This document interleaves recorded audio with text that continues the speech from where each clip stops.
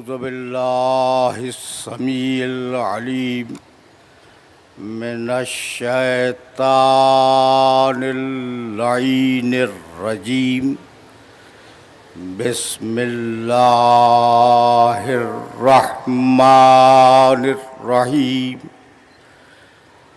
الحمد لله الملك الحق المبين المتصاغر لعظمته جبابرة الطاغين المتخاضع لكبريائه عطاة المتمردين المعترف بربوبيته سائر الخلق أجمعين والصلاة والسلام والتحية والإكرام على أشرف النبيين وخاتم المرسلين سيدنا ومولانا أبي القاسم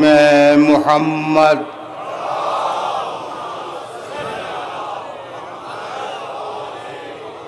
وأهل بيته الطيبين الطاهرين المعصومين المظلومين أما بعد فقد قال الله سبحانه وتعالى في محكم كتابه المبين بسم الله الرحمن الرحيم سبح اسم ربك الأعلى الذي خلق فسوى والذي قدر فهدى والذي أخرج المرعى فجعله غثاء أحوى الصلوات.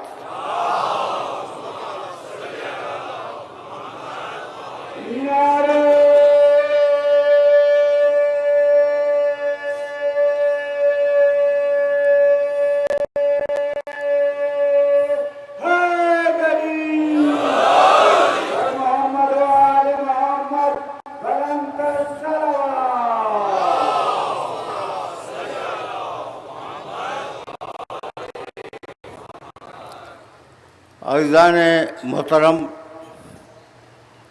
وقت اتنی تیزی سے سرکتا جا رہا ہے کہ ہم اپنے موضوع کے 8ویں مرحلے میں داخل ہوئے۔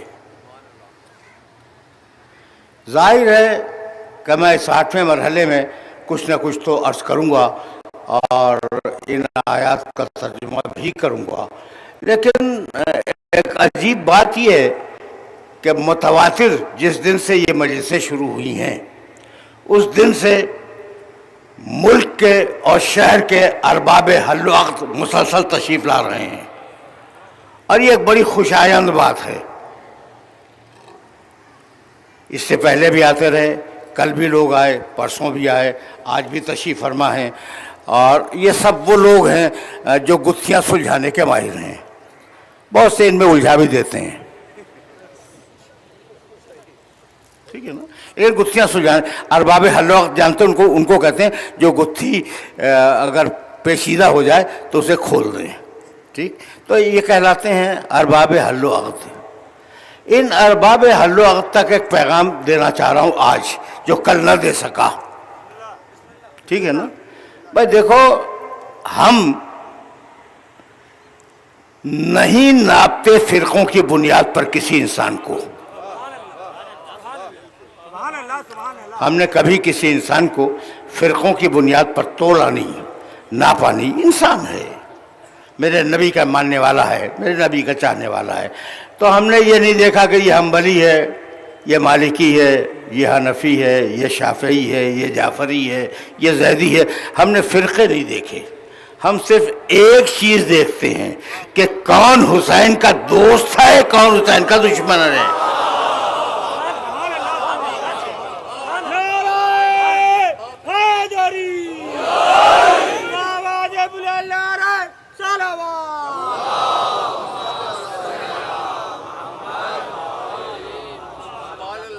ہم اس سے زیادہ تو کچھ جانتے ہی نہیں. سمجھ رہے ہو نا بات کو؟ اچھا بھائی، تو اب یہ تو ایک جملہ تھا جسے تم جملے معترضہ کہہ سکتے ہو. اب واپس چلو، اس لیے کہ گفتگو کا 8واں مرحلہ ہے اور کچھ نہ کچھ تو تمہاری خدمت میں پیش کرنا ہے.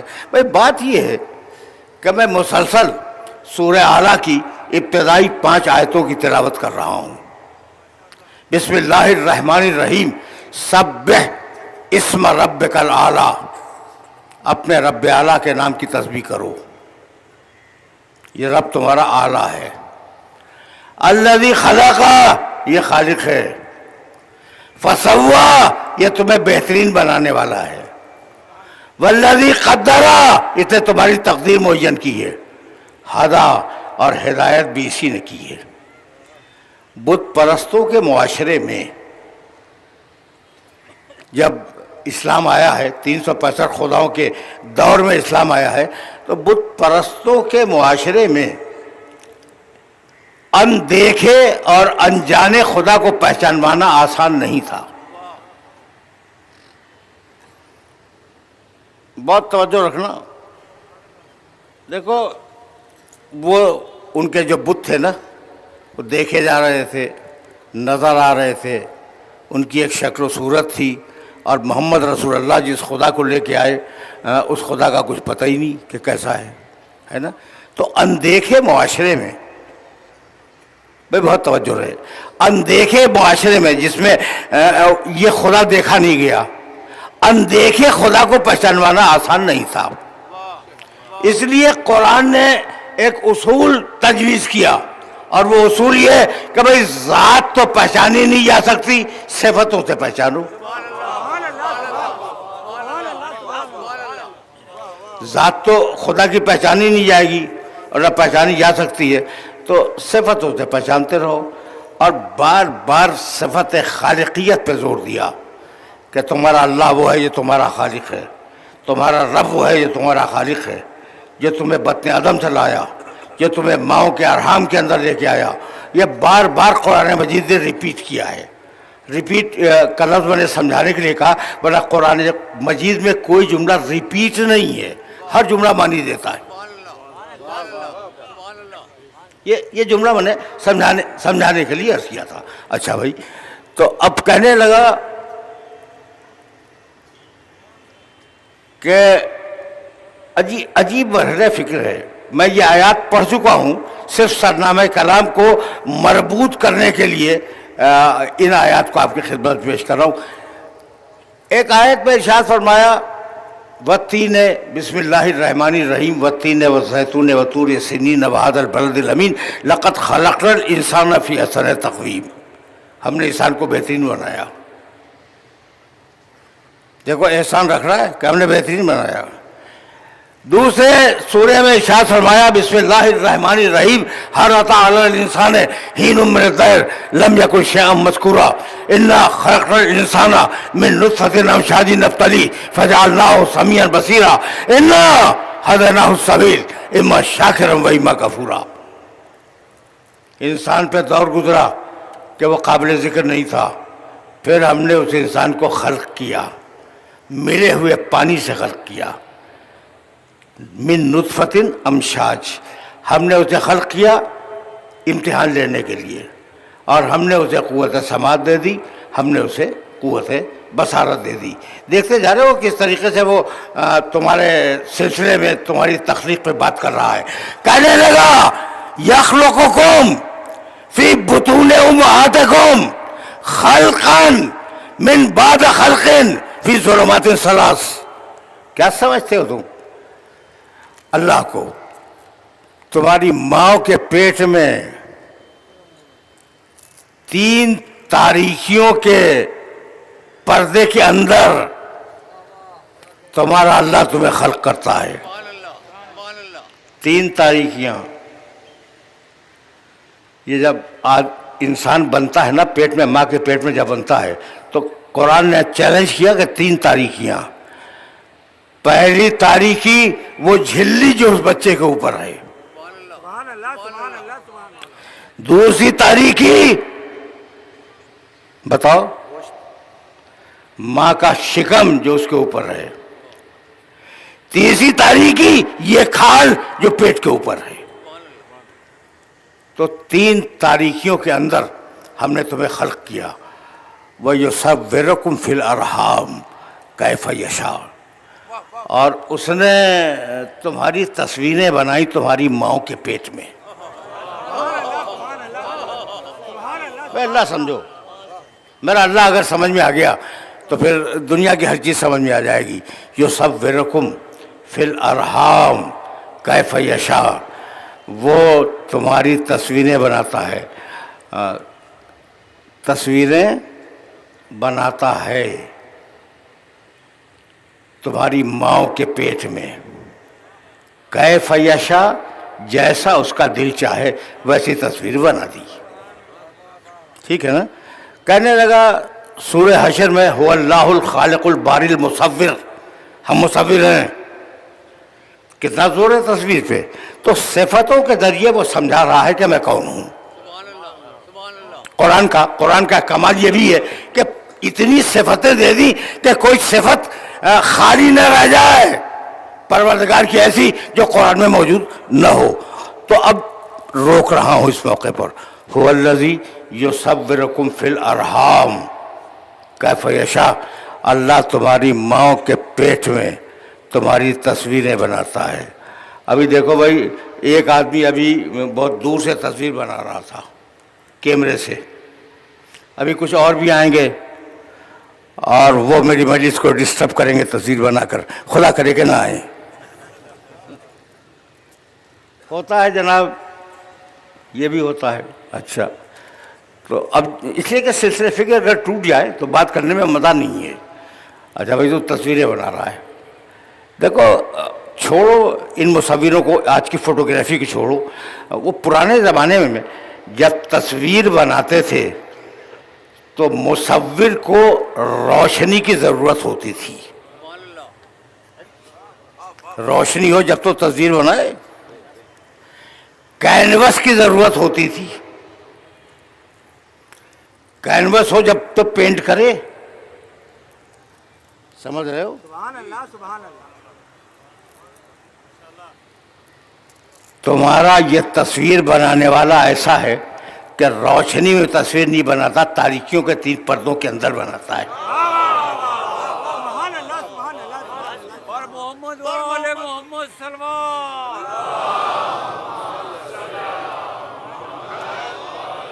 یہ کینوس پہ تصویر نہیں بناتا, پردہ آپ پہ بناتا ہے. تم تصویر بناؤ بے جان, وہ تصویر بنائے جاندار. یہاں تک میرے ساتھ آ گئے ہو نا آرام کے ساتھ, اور سوچ رہو گے یہ ہو گیا رہا ہے. بھائی اللہ کا ذکر ہو رہا ہے, سوچتے رہو, سوچتے رہو اللہ کا ذکر ہو رہا ہے. اچھا بھائی, تو اللہ تصویر بناتا ہے. اچھا ایک بات سنو, اور کبھی کبھی تم تو عادی ہو نا 30 35 40 سال سے میرے طریقہ کلام سے, کبھی کبھی مجھے آزاد بھی چھوڑا کرو کہ جو دل میں آ رہا ہے وہ کہہ دوں.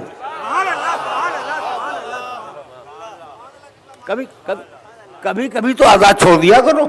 اچھا, تو اب اگر تھوڑا سا تم نے مجھے آزاد چھوڑ دیا تو اب ایک بات کہنا چاہ رہا ہوں. دیکھو بھائی, مجھے تصویر بنانی نہیں آتی, لیکن اگر میرے ہاتھ میں پینسل اور کاغذ دے دو تو کوئی نہ کوئی الٹی صورت تو میں بھی بنا دوں گا. شکل بن جائے گی, آنکھ بھی بناؤں گا, ناک بھی بناؤں گا, کان بھی بناؤں گا. ٹھیک ہے نا. اچھا, اور تم نے دیکھا کہا ہاں یہ بگڑے ہوئے انسان کی تصویر ہے. تصویر تو ہے لیکن بگڑی ہوئی تصویر ہے. ٹھیک. اچھا, اب آپ نے کہا بھائی دوسری بنا دیجیے بالکل ایسی. بالکل ویسی نہیں بنا سکتا, لیکن اب جو بناؤں گا وہ اور کچھ اور رنگ کی ہو جائے گی. ٹرینڈ مصور ایک جیسی تصویر بنا لے, ایک بنائی ویسی ہی دوسری بنا دی, ویسی تیسری بنا دی. لیکن جو مصور قادر نہ ہو, ہماری طرح اناڑی ہو, وہ جب بنائے گا ایک نئی تصویر بن جائے گی. تو عجیب مصور ہے کہ کروڑوں بنا دیے, کروڑوں بنا چکا, خربوں بنائے گا, اور نہ آنکھ سے آنکھ ملتی ہے, نہ کان سے کان ملتا ہے, نہ زبان سے زبان ملتی ہے، نہ نظر سے نظر ملتی ہے۔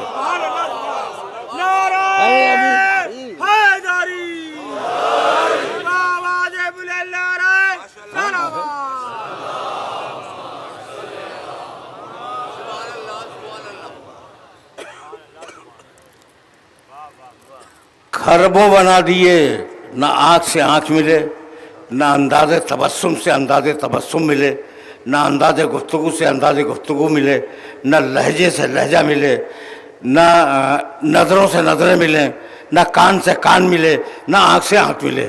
تو جب بنائی ایک نئی تصویر بن گئی۔ یہی تو ہوا بھائی، اتنے سارے بیٹھے ہیں، کوئی ایک دوسرے سے مشابہ جب بناتا ہے ایک نئی تصویر بناتا ہے۔ تو کہہ سکتے تھے کہ مصور اناڑی ہے، یہی تو میں نے تم سے لبرٹی مانگی تھی۔ کہہ سکتے تھے کہ مصور اناڑی ہے، جب چاہتا ہے کہ تصویر بنائے ایک نئی تصویر بن جاتی ہے۔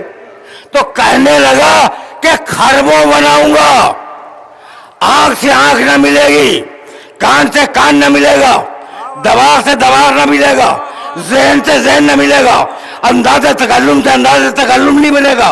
خربوں بناؤں گا جو نہیں ملیں گے، اور 12 ایسے بنا دوں گا کہ جیسا پہلا ہوگا ویسا آخری ہو۔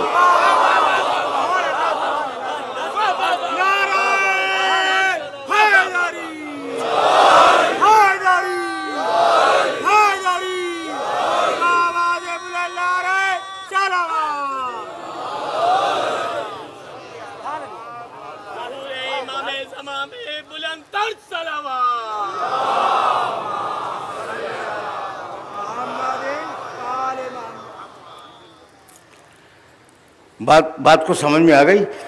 میں دلیل بھی تو دے دوں کہ 12 ایسے بناؤں گا کہ تفاوت نہیں ہوگا ذرہ برابر۔ اگر علی ہجرت کی رات کو بستر پہ سو رہے ہوں گے تو مشرک کہے گا کہ محمد سو رہے ہیں، اور اگر محمد باقر مدینے میں راستہ چل رہے ہوں گے تو صحابی کہے گا کہ رسول جا رہا ہے۔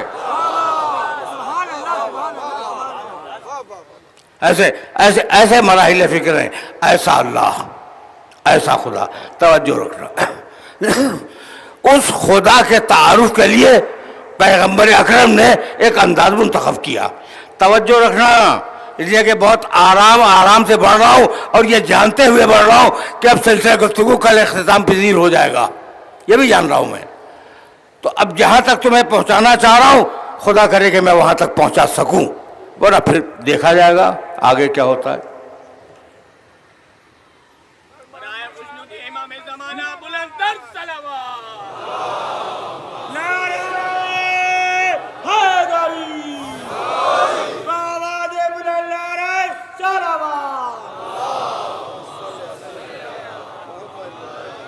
تب پیغمبر کی پالیسی، اب میرے نبی کی پالیسی دیکھو کہ میرے نبی نے پالیسی کیا اختیار کی مشرکوں کے شہر میں۔ کہنے لگے تمہارے بت اندھے، میرا اللہ جس چیز کو چاہے دیکھے۔ تمہارے بت لولے لنگڑے، میرا اللہ ہر شے پہ قادر۔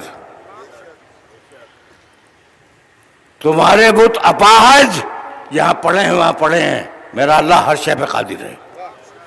تو پہلے بتوں کے عیب گنائے اور پھر اللہ کی تعریف کی۔ پہنچ گئے، آرام سے پہنچ گئے اس مرحلے تک۔ میرے نبی نے کیا کیا، پالیسی کیا دی؟ پہلے تمہارے بت لولے، تمہارے بت لنگڑے، تمہارے بت اندھے، تمہارے بت کانے، تمہارے بت اپاہج، میرا خدا ہر شے پہ قادر ہے۔ میرا خدا جس چیز میں چاہے کلام پیدا کر دے۔ میرا خدا جو چاہے کرے، ما یشاء، جو چاہے کرے۔ تو پہلے بتوں کی برائی کی، ان کے عیب گنائے۔ تو طریقہ میرے نبی کی تبلیغ کا یہی ہے کہ پہلے برے کی برائی بیان کرو،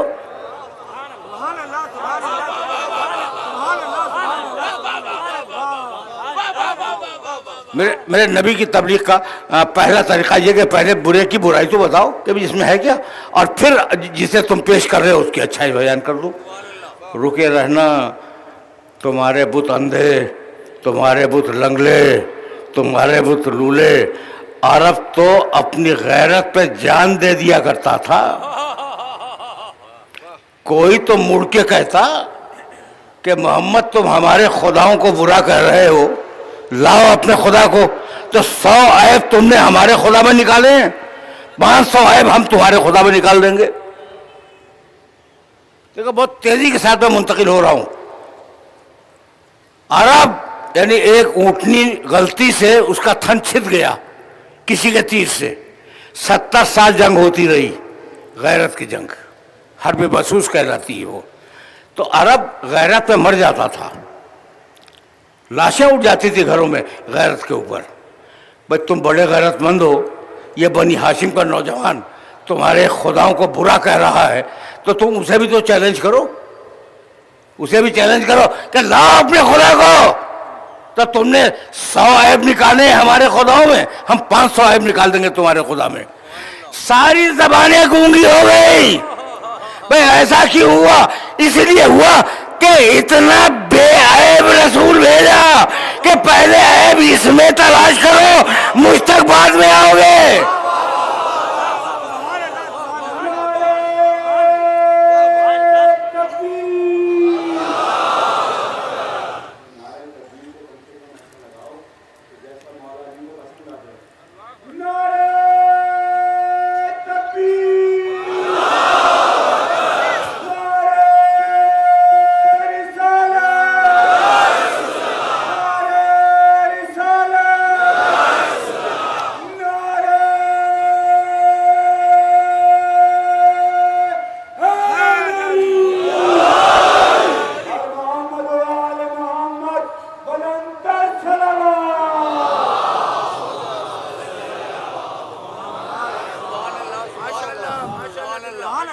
بس اسی مقام سے سلسلہ فکر آگے بڑھ جائے گا.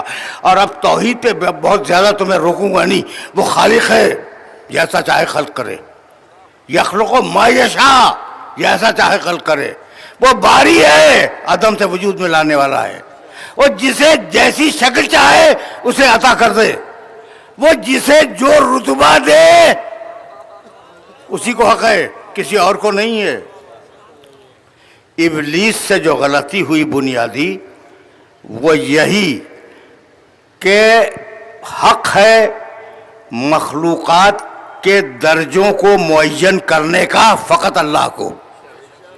اور وہ کہنے لگا کہ میں خیر بہتر ہوں مٹی سے، اور مٹی مجھ سے کمتر ہے. بھائی آپ کون ہیں کہ مٹی اور اپنے اندر فضیلت کی بحث شروع کر دیں؟ بھائی جس نے بنایا ہے وہ بتا کہ مٹی افضل ہے یا آگ افضل ہے. ایسا ہے یا نہیں؟ اچھا تو بڑا توحید پرست تھا. کہنے لگا تیرے علاوہ کسی کو سجدہ نہیں کروں گا،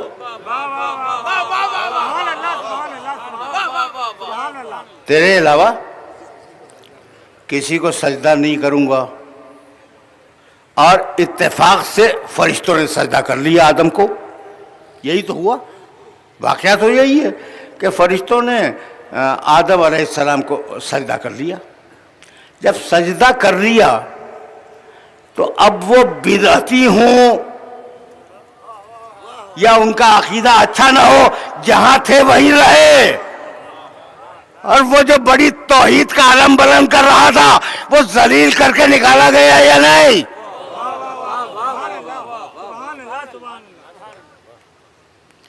سمجھ رہے ہو بات کو؟ میسج پہنچ جائے.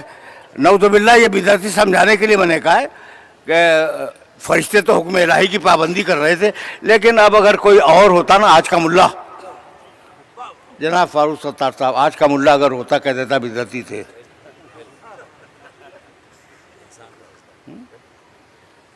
بدعتی تھے. اچھا تو اب وہ نعوذ باللہ سمجھانے کے لیے جملہ کہا تھا. وہ جہاں تھے وہاں رہے، سجدہ کرنے کے بعد جہاں تھے وہاں رہے. اور اسے کہا گیا فخرج منہا انک رجیم، نکل، ہم نے تجھے اس جنت سے نکال دیا، توجہ رکھنا۔ اور اس کے بعد اب قرآن نے ابلیس سے کمنٹری کی، ابا واستکبر وکان من الکافرین، ابا اس نے ہمارے حکم کا انکار کیا، واستکبر اس نے تکبر کیا، وکان من الکافرین اور وہ تو تھا ہی پرانا کافر۔ تو مالک جب پرانا کافر تھا تو یہ پاکیزہ صحبت میں کیوں بیٹھا ہوا تھا؟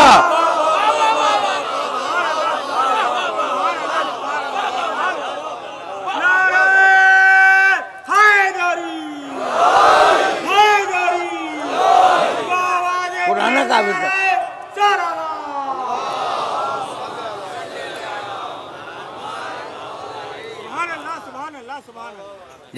جب وہ پرانا کافر تھا تو اس پاکیزہ صحبت میں، فرشتوں کی پاکیزہ صحبت میں بٹھانے کی ضرورت کیا تھی؟ کہا یہ ہماری مصلحت ہے، اگر ہمارے پاس بیٹھا ہوا نہ ہوتا تو اس کا کفر کبھی نہ کھلتا۔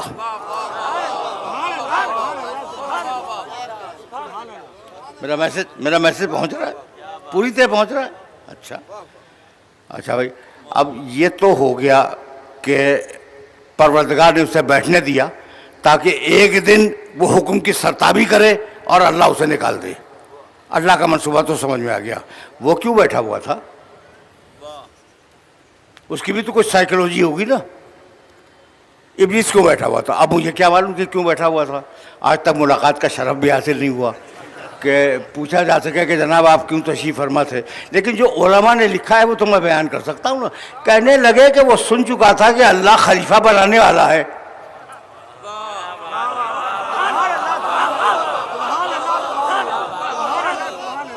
جو علماء نے لکھا ہے وہ بیان کر رہا ہوں۔ کہنے لگے کہ وہ سن چکا تھا کہ اللہ ایک خلیفہ بیان کرنے والا ہے، ایک خلیفہ بنانے والا ہے، تو اس کے دل میں تمنا ہوئی کہ یہ خلافت مجھے مل جائے۔ پہلو میں آ کے بیٹھ گیا۔ اب نمازیں بھی ہیں، روزے بھی ہیں، تسبیحیں بھی ہیں، سب کچھ ہو رہا ہے۔ اشہد ان لا الہ الا اللہ، اشہد ان لا الہ الا اللہ، سب کچھ ہو رہا ہے خلافت کے لیے۔ اور جب خلافت کہیں اور چلی گئی تو چہرہ بگڑ گیا یا نہیں؟ تو ایک ہوتا ہے خلافت سے پہلے کا چہرہ، دوسرا ہوتا ہے خلافت کے بعد کا چہرہ۔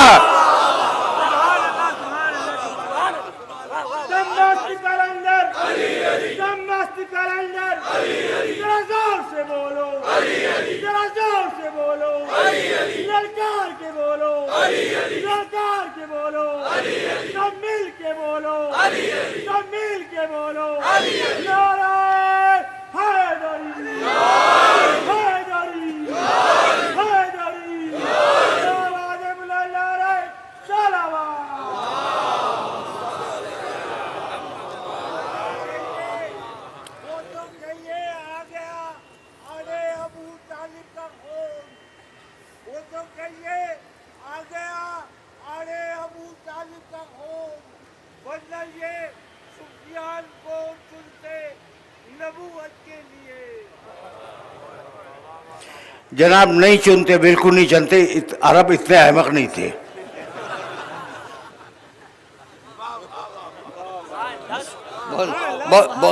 بہت سیدھی بات کر رہا ہوں آپ سے۔ یہ شعر اچھا ہے، اچھا شعر تو اس کی داد دینی چاہیے۔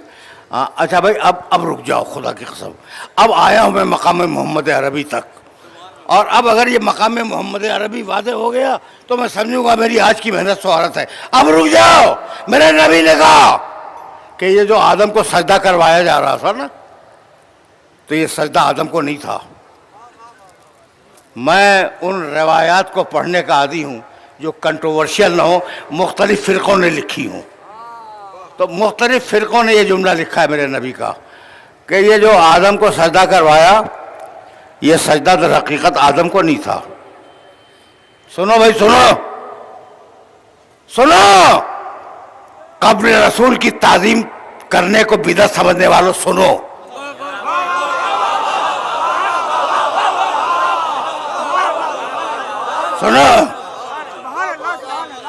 میرے نبی نے کیا کہا کہ یہ جو سجدہ کروایا تھا آدم کو، یہ سجدہ آدم کو نہیں تھا. یا رسول اللہ پھر یہ سجدہ کس کو تھا؟ کہا سجدہ میرے نور کو تھا. آدم کی مٹی میں میرا نور رکھا، اور توجہ ہے، آدم کی مٹی میں میرا نور رکھا اور کہا فرشتوں سے سجدہ کرو. تو سجدہ تھا نور محمد کو. اب مجھے کبھی کبھی فٹ نوٹ لگا دے لیا کرو. سجدہ کسے تھا بھائی؟ محمد رسول اللہ کے نور کو. سجدہ تھا نور محمد کو. تو اگر آدم کی مٹی میں نور رکھ کر سجدہ کروانا تھا نور محمد کو، تو ڈائریکٹ نور کو سامنے رکھتا اور کہتا ایسے سجدہ کرو. یہ مٹی میں ملا کے رکھنے کی کیا ضرورت تھی؟ بس یہی بتلانا تھا کہ میرا محمد مٹی کے اندر ہو جب بھی نور ہے، مٹی کے اوپر ہو جب بھی نور ہے.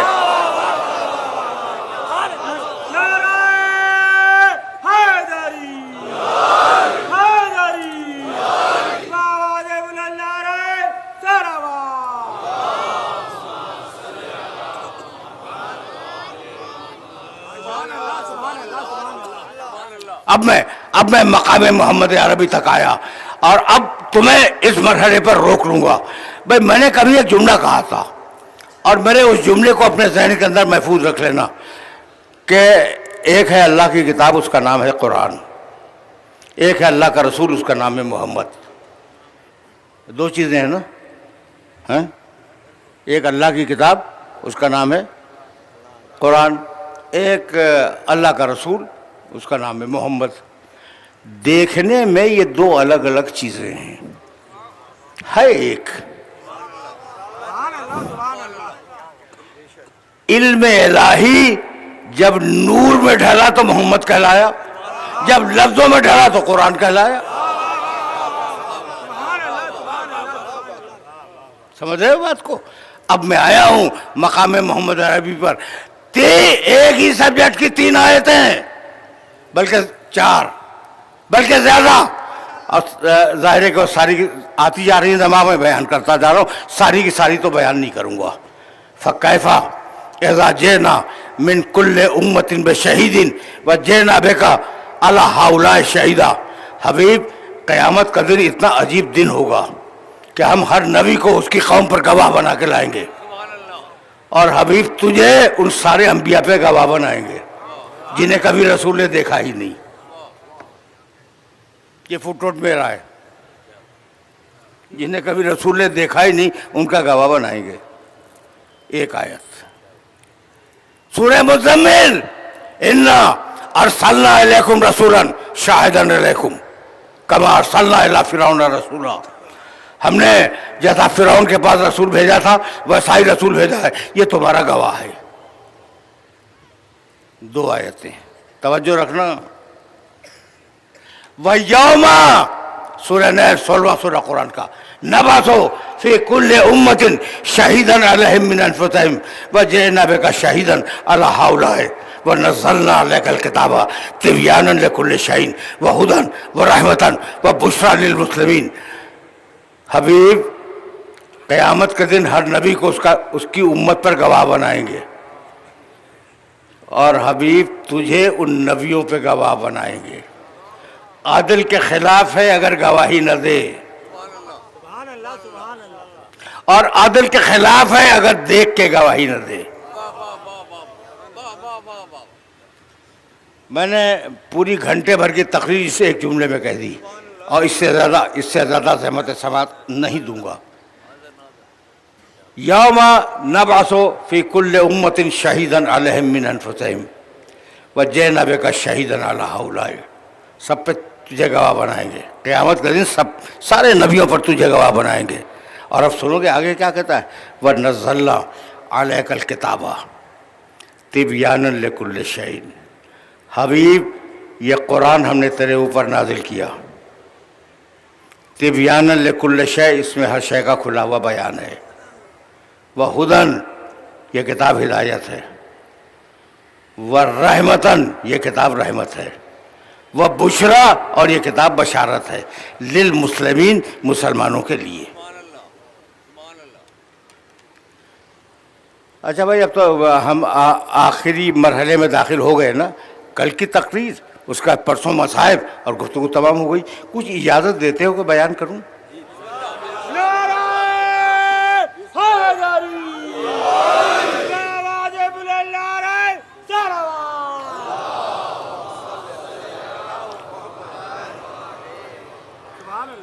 قرآن کی 4 صفتیں بیان کی۔ ایک بات اور سننا، نزلنا، بھائی اب میں مجبور ہوں، نزلنا حبیب میں نے اتارا۔ کب اتارا؟ انا انزلناہ فی لیلۃ القدر، ہم نے قدر کی رات میں اتارا، ٹھیک ہے نا؟ اچھا پروردگار تو نے قدر کی رات میں اتار دیا۔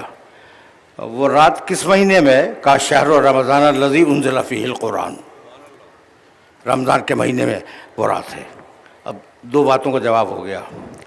مالک یہ بتلا دے کہ تیری یہ جو کتاب آ رہی ہے اس کی طاقت کیا ہے؟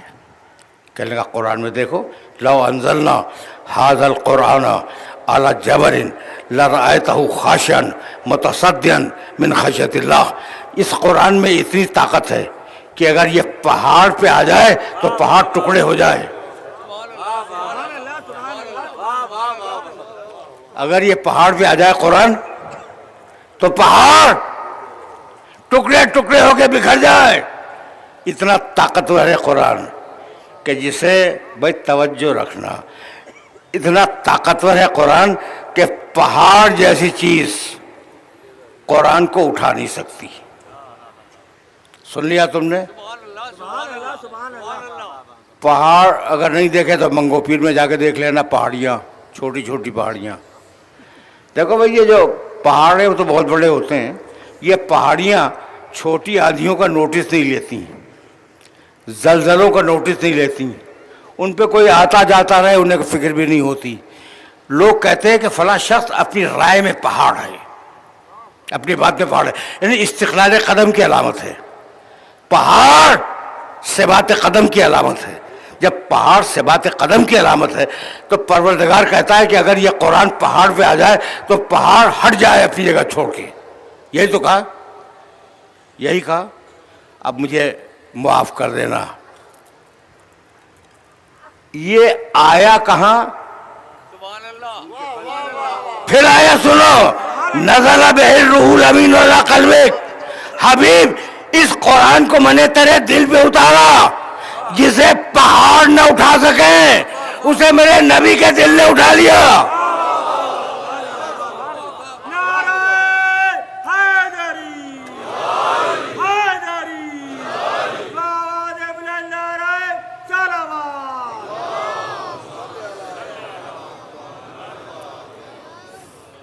یہاں تک آ گئے میرے ساتھ، لیکن مجھے تو ذرا سا آگے جانا ہے بھائی۔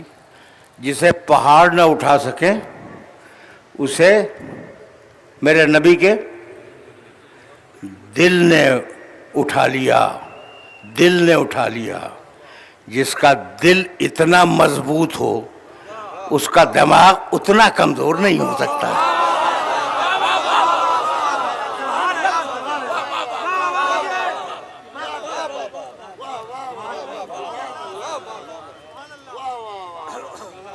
سمجھ رہے ہو نا؟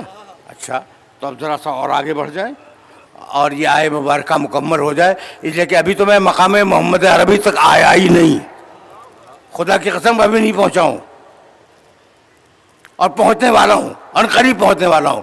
نزلنا علیک الکتاب، ہم نے اس کتاب کو نازل کیا، تبیانا لکل شیء، اس کتاب میں ہر شے کا کھلا بیان ہے۔ تبیان،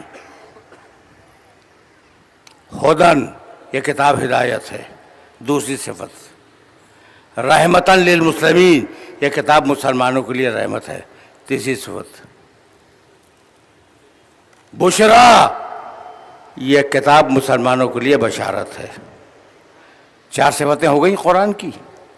اب میں دیکھتا ہوا چلا قرآن مجید کو کہ قرآن ہدایت ہے، پہلی صفت، ہدن۔ رسول کے نے کہا انک لتہدی الی صراط مستقیم، تم صراط مستقیم کی ہدایت کرنے والے ہو. جیسا قرآن ویسے محمد، جیسے محمد ویسا قرآن. سبحان اللہ سبحان اللہ سبحان اللہ. ایسا ہے. اچھا اب آگے بڑھو. ہدن و توجہ رکھنا، میں نے ہدن کہہ دیا، اس سے پہلے تبیانن، ہر شے کا بیان قرآن میں. تبیانن، ہر شے کا بیان قرآن میں ہے. اور پیغمبر اکرم کے لیے کہا علمک ما لم تکن تعلم، ہر شے کا علم تجھے دے دیا. ہر شے کا بیان قرآن میں، ہر شے کا علم رسول میں. جیسا قرآن ویسے رسول، جیسا رسول ویسے قرآن. ٹھیک، یہاں آگے پھر ہدن، ہدایت، رسول ہدایت کرنے والا. جیسا قرآن ویسے محمد، جیسے محمد ویسا قرآن. رحمتاً، یہ قرآن مسلمانوں کے لیے رحمت ہے. رسول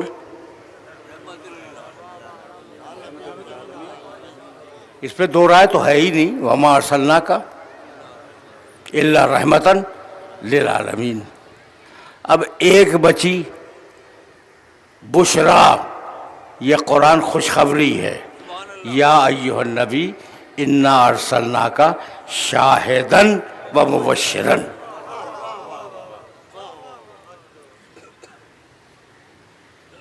پر محمد و آل محمد صلوات.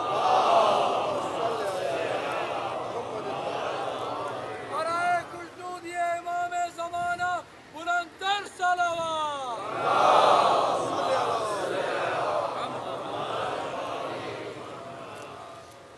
یا ایھا النبی انا ارسلناک شاہدا و مبشرا و نذیرا و داعیا الی اللہ باذنہ و سراجا منیرا. ہم نے حبیب تجھے خوشخبری سنانے والا بنایا، دعوت دینے والا بنایا، اور روشن چراغ بنا دیا. کبھی میں نے یہ جملہ کہا تھا، لیکن اب یہاں رکے رہو. قرآن بشارت، رسول بشارت دینے والا. جیسا قرآن ویسے رسول، جیسا رسول ویسے قرآن. یہاں تک آ گئے نا میرے ساتھ؟ اگر آ گئے ہو تو اب تک میں نے ثابت کیا کہ قرآن اور رسول برابر ہیں. یہی ثابت کیا، سبحان اللہ سبحان اللہ. یہی ثابت کیا نا کہ قرآن اور رسول برابر ہیں. اب اگر میں اپنی بات کو الٹ دوں تو برا تو نہیں مانو گے؟ نہیں، قرآن چھوٹا ہے، میرا رسول بڑا ہے. نئی آیت نہیں پڑھوں گا. قرآن ہے، قرآن ہے رحمتاً للمسلمین، اور میرا نبی ہے رحمتاً للعالمین.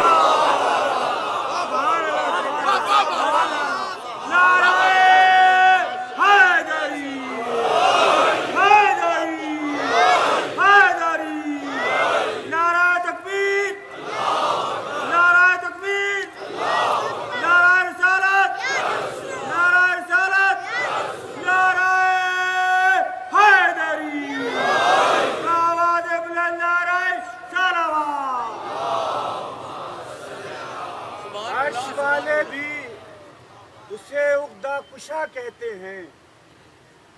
عرش والے بھی اسے عقدہ کشا کہتے ہیں. جھک کے در پہ جھک جھک کے نبی صلی اللہ کہتے ہیں. در پہ جھک جھک کے نبی صلی اللہ کہتے ہیں. ارے احمقو، اس کو بشر کہنے سے پرہیز کرو. احمقو، اس کو بشر کہنے سے پرہیز کرو جس کے داماد کو کچھ لوگ خدا کہتے ہیں.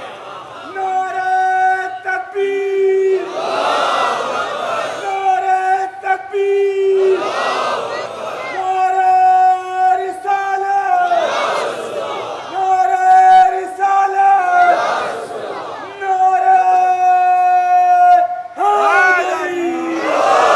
اور محمد و آل محمد بلندتر صلوات.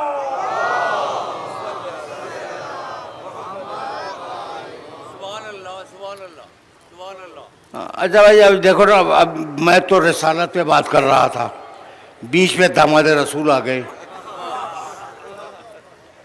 اچھا، اور میں جانتا ہوں کہ وہ جو داماد ہے وہ تمہاری بہت بڑی کمزوری ہے.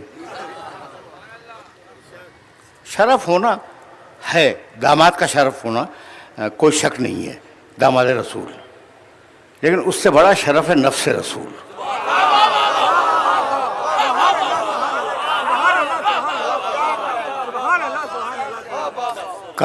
کل میں کہہ کے گزرا ہوں بھائی، کل میں نے آپ کی خدمت میں عرض کیا تھا کہ ممبر ہے سرکاری جگہ، بستر ہے ذاتی جگہ. حضرت ام المومنین حضرت صفیہ نے حضرت ابو سفیان کے لیے بستر ہٹا دیا تھا. کیوں؟ اس لیے کہ نااہل نہیں بیٹھ سکتا بستر پر. ذاتی جگہ پر جب نااہل نہ بیٹھ سکے تو ممبر جیسی سرکاری جگہ پہ کوئی نااہل کیسے بیٹھ جائے گا؟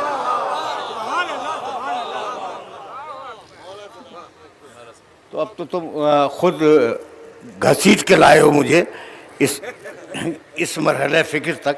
تو اب سلسلہ فکر یہاں سے طویل نہیں ہوگا اور دامن وقت میں بہت زیادہ گنجائش نہیں ہے، لیکن رسول فائنل ہے.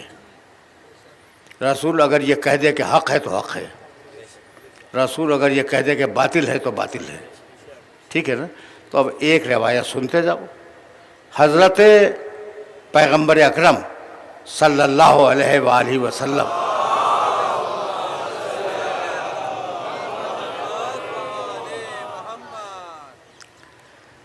مریض تھے، اور صورتحال یہ تھی کہ حضرت صدیقہ رضی اللہ تعالی عنہا ان کے سرہانے بیٹھی ہوئی تھیں ایک طرف، دوسری طرف حضرت علی بیٹھے ہوئے تھے، درمیان میں رسول استراحت فرما رہے تھے. حضرت اچھا بھائی، میں بہت کتابیں دیکھ کے بولتا ہوں، کتابیں حوالے چاہیے تو میرے پاس حوالے ہیں، اس وقت بھی یاد ہیں، لیکن اب وقت نہیں ہے. حوالے میں دوں گا، ذمہ داری میں قبول کرتا ہوں. وہ حضرت صدیق رضی اللہ تعالیٰ عنہ تشریف لائے پیغمبر اکرم کی عیادت کے لیے. آئے، سلام کیا، بیٹھ گئے. جب بیٹھ گئے رسول اکرم کا مزاج پوچھا، بات چیت ہوئی، اور اس کے بعد دیکھنے لگے علی کے چہرے کو.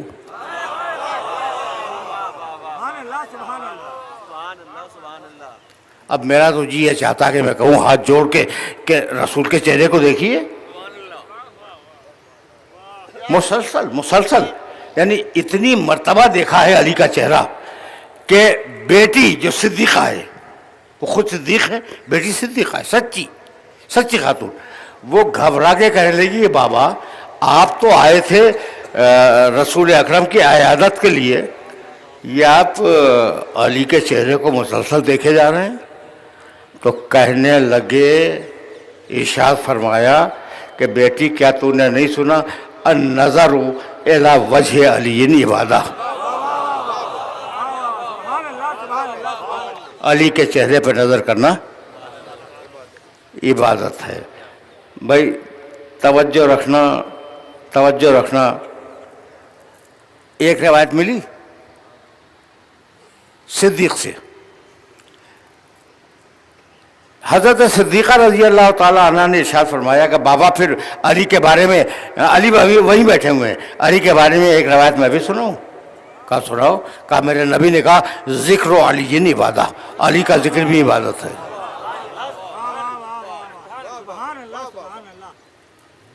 اب سمجھ میں آیا علی کا ذکر، کیا یہ نعرہ حیدری علی کا ذکر نہیں ہے؟ میرے نزدیک تو عبادت ہے. ذکر علی عبادہ، علی کا ذکر عبادت ہے. اب دو روایتیں تمہارے پاس آ گئیں، دو روایتیں آ گئیں. اب تیسری روایت پیغمبر اکرم لیٹے ہوئے ہیں، مسکرائے اور کہنے لگے اب تیسری روایت سناؤ یا رسول اللہ، حکم فرمائیے. کہنے لگے حب علی عبادہ، علی کی محبت دل میں رکھنا عبادت ہے.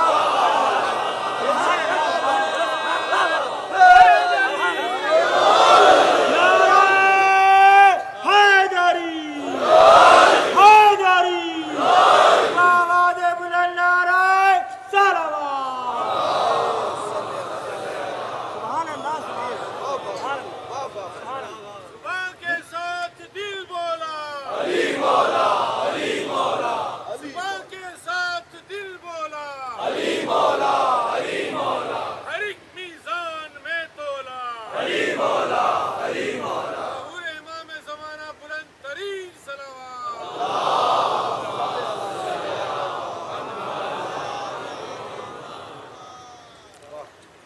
تقریر اپنے آخری مرحلوں میں داخل ہو گئی، لیکن نہیں، علی کا ذکر عبادت ہے.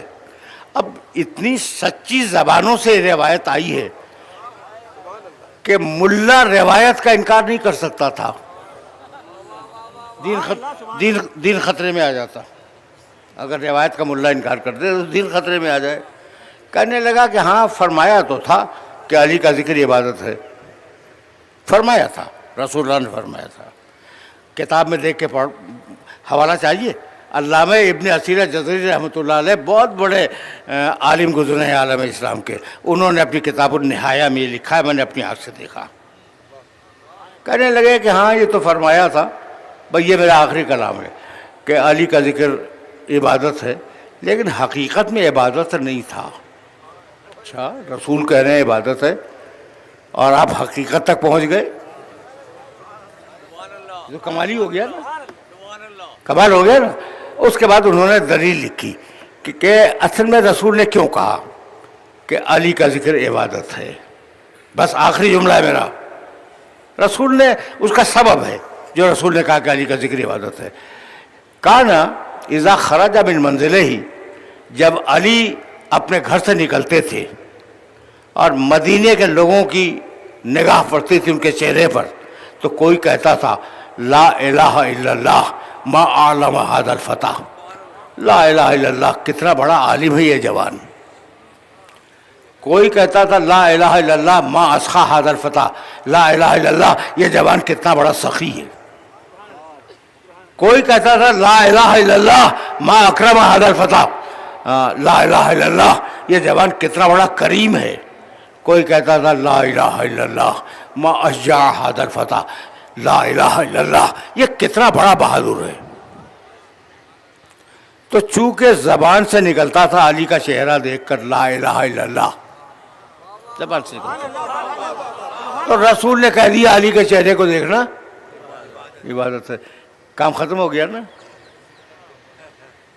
کام ختم ہو گیا.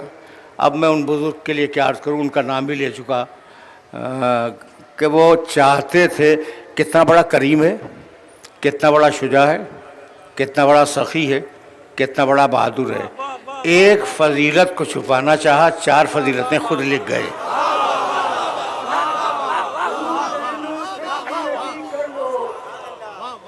دور ذہنوں سے تیر عجیب کر لو، ذکر حیدر سے روشنی کر لو. جی رہے ہو بغیر حب علی، دور ذہنوں سے تیر عجیب کر لو، ذکر حیدر سے روشنی کر لو. جی رہے ہو بغیر حب علی، اس سے بہتر ہے خودکشی کرو. نعرہ حیدری، نعرہ خوشنودی آل محمد، بلند تر صلوات.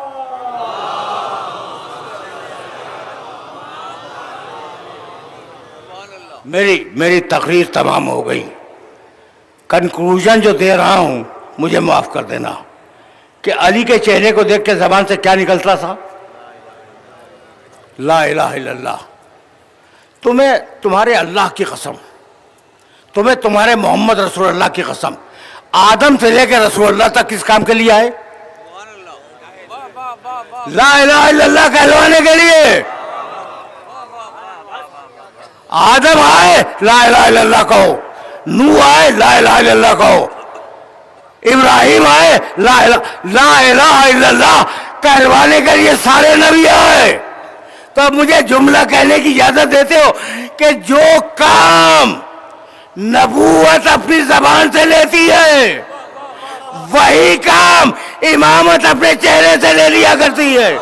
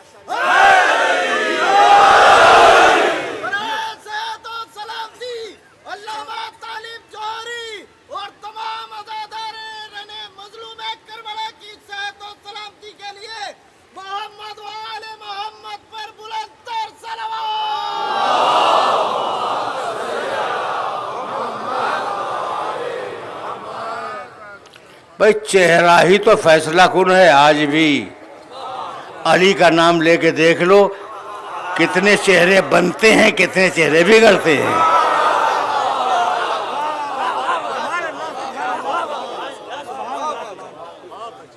اور اب ظاہر ہے کہ دامن وقت میں گنجائش نہیں ہے.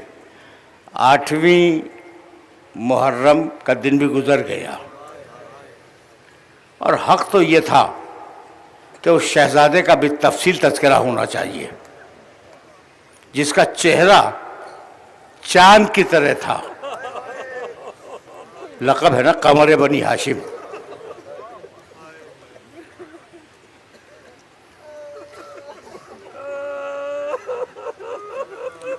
جب یہ بچہ پیدا ہوا تو سفید کپڑے میں لپیٹ کر علی کی گود میں دیا گیا.